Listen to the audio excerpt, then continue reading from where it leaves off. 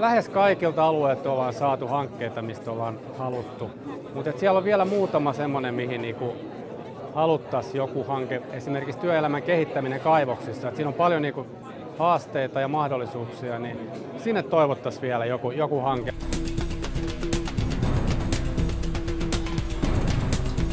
Hankkeen tavoitteena on kehittää nimenomaan pienten ja keskisuurten kaivosten malmikiven käsittelyprosessia, teknologiaa, elinkaarikustannusten optimointia, energiatehokkuutta, huollettavuutta. Eli kokonaisvaltaisesti sitä, että rikastusprosessi saa mahdollisimman hyvää materiaalia ja tehokkaasti. Kaivosteollisuus kun kasvaa, niin ympäristöasiat pitää hoitaa kuntoon. Ja tämä oli se hyvin merkittävä syy. Eli sen takia lähdimme ja meillä on osaamista ja referenssejä viedä tätä asiaa eteenpäin kaikilta niitä osin, mitä tarvitaan materiaalin käsittelyssä. Totta kai tämä on kasvun mahdollisuus, että me olemme nyt kasvaneet yrityksen aika nopeasti ja olemme lähteneet vientiin. Ja iso potentiaali on tulevaisuudessa viennissä, mutta sitten pitää olla nämä perusasiat kunnossa, eli osaaminen ja teknologia- ja ympäristöasiat. Sillä osaamisella pystyy sitten kasvattamaan liiketoimintaa ja vientiä ennen kaikkea. Me alamme tekemään tällaista online-kulta-analysaattoria, joka mittaa kaivoksissa ja rikastamoilla suoraan kuljetin hihnalla kulkevaa malmia. Ja tällä hetkellä maailmassa ei ole yhtään laitetta, joka pystyisi sen tekemään, koska kultapitoisuudet ovat erittäin pieniä. Meidän tuleva analysaattori antaa jo siinä tuotantoketjun alkupäässä tarkan tiedon siitä, että mikä se kultapitoisuus siellä on. Tässä tulee suuri parannus, koska kultakaivoksissa usein on sellainen ongelma, että kun se malmikivi tuodaan sieltä ylös, niin siinä saattaa olla, että siinä ei ole yhtään kultaa, että se on pelkkää hukkakiveä.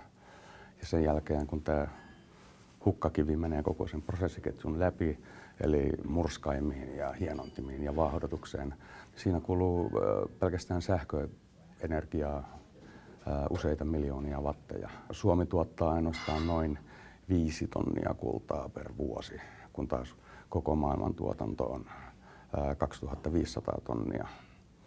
Eli tästä tulee menemään 99% vientiin. Itse asiassa meillä on 2 projektia. Toinen oli, joka saatiin jo päätökseen, tehtiin tuolla Outokummun mineraalitekniikan laboratoriossa meidän malmista noin 100 tonnia rikastetta jatkotutkimuksia varten.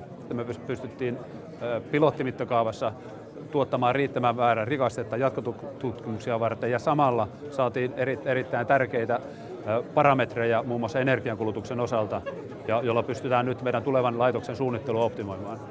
Ja toinen on meneillään sitten tämän rikasteen pelletointi- ja esipelkistyskokeet, joita tehdään Oulun yliopiston kanssa yhteistyössä.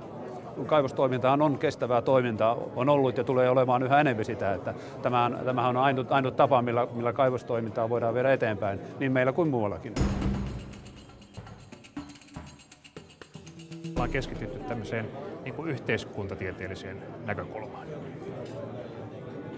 Ja käytännössä siellä on mukana siis esimerkiksi oikeudellista tutkimusta, tutkimme ympäristöoikeudellista sääntelyä ja miten sitä voitaisiin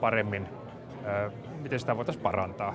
Ja sitten myöskin sosiaalisten vaikutusten arviointia ja se, että miten yhtiöt voivat ansaita sosiaalisen toimiluvan, eli käytännössä paikallisten asukkaiden hyväksynnän sille hankkeelle. Tavoitteena opaskirja, että me jollain lailla pystyttäisiin viestimään kohderyhmille, että miten tämmöinen yhteistoiminta parhaiten voidaan toteuttaa paikallisten ihmisten kanssa. Kun kaivos tulee paikkakunnalle, niin miten paikalliset voivat osallistua sen kaivoksen toteuttamiseen. Meidän osaamisella, meidän insinööritaidolla, niin meillä on minun mielestä huikeat mahdollisuudet, mutta ryhmänä ja yhteistyönä.